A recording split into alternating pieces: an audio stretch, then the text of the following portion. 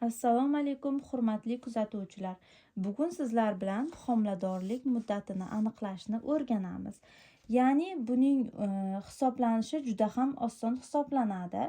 Biz oxirgi hayz kunimizning birinchi kuni qachon ekanligini aniqlab olamiz.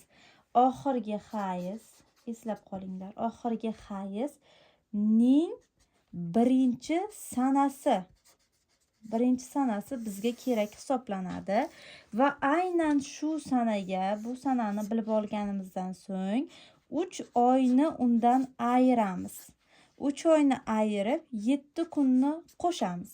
Masalan, 25-dekabrni olsak, 25-dekabr sanasi bu hayzning birinchi sanasi hisoblansa, bundan 3 oyni ayiramiz. 3 oyni ayirganimizda 25-sentyabr sanasiga to'g'ri kelyapti va unga 7 kunni qo'shamiz.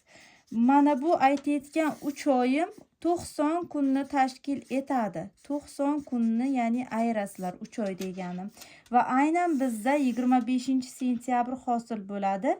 Unga 7 kunni qo'shganimizda taxminiy tug'ruq sanasi 1 yoki 2 oktyabr hisoblanadi.